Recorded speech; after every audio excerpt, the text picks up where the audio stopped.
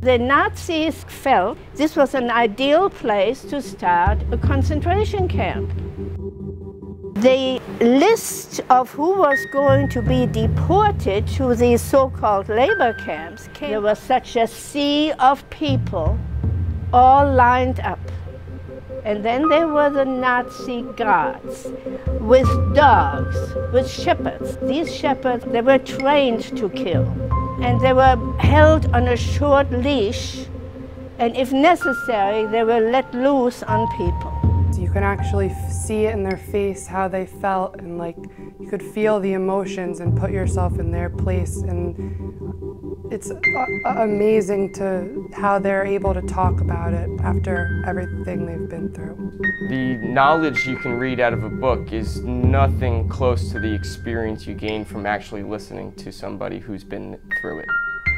This particular situation was dubbed Kristallnacht, Crystal Night, because so much glass was broken, so many store windows were broken all over Germany that people couldn't walk on the sidewalks. It was all full of glass.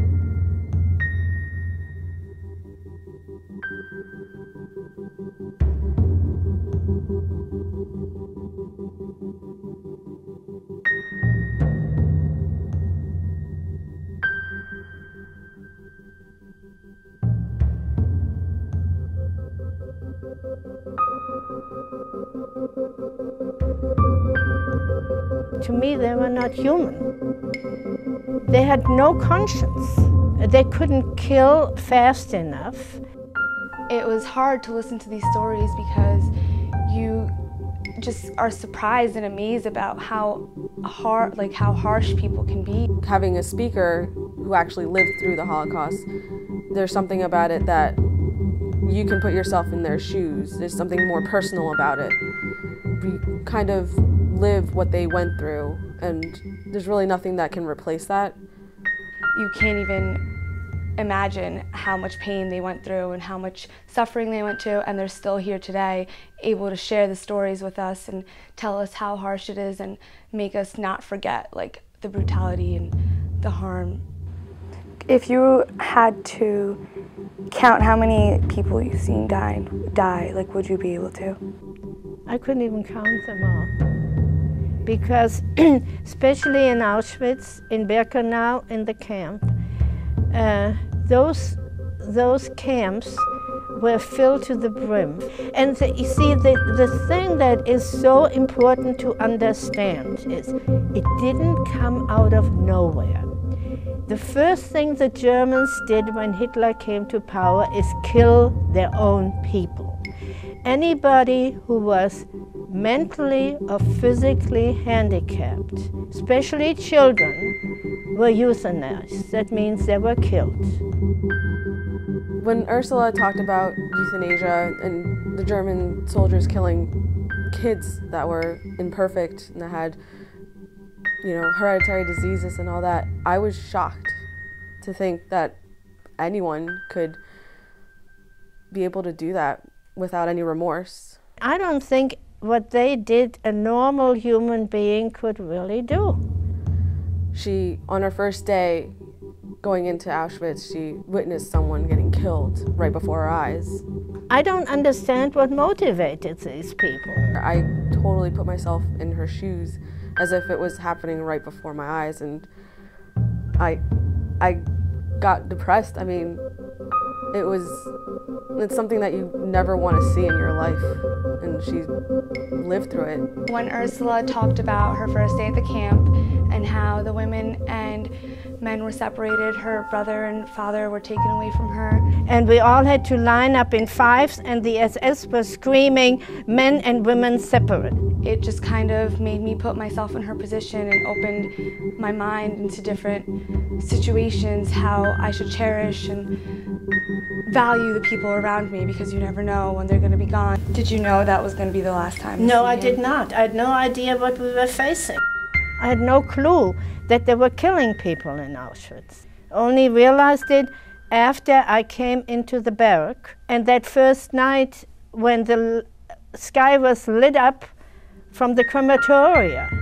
And I still didn't want to believe it. Do you have anger against the Germans and the generation today? Not this current generation. I don't blame them for the sins of their fathers or mothers, but I will never forgive that generation that stood there in every city in Germany like a sea of people with their hands held high in the Hitler salute, and if they were stirred up, yeah, kill them, kill the Jews. I will never forget that, and I will never forgive them for it. When you go back to Auschwitz, have you ever been to Auschwitz? No, and I never will. I wrote my book, and I still speak about it because I feel a moral obligation to speak about it, but I will never go back. I still have wounds. I don't want to open them again. I have too many people that I have lost, and so I have no ambition to go there. It's unbelievable to think that there's still people out there still killing others for being different. Since the Holocaust, we've had a number of other genocides. We had the Cambodian genocide, we had Bosnia and Herzegovina, Darfur, Rwanda. Mm-hmm. I'm sure, like, since you've experienced the Holocaust, you were very angry, or like what kind of reaction you had towards all that? Well, I get very upset when I hear of any persecution of people on either religious or ethnic grounds. And I'm baffled that today people still do that. Is this in human nature? Because if you go into history, they have always done it. They have always persecuted somebody and tortured somebody, and it is very disheartening. You think that as a nation, as society, as people, we would learn from our past mistakes, but this experience, it's been ingrained in your mind. Mm-hmm. Was there ever a day where you never thought about it?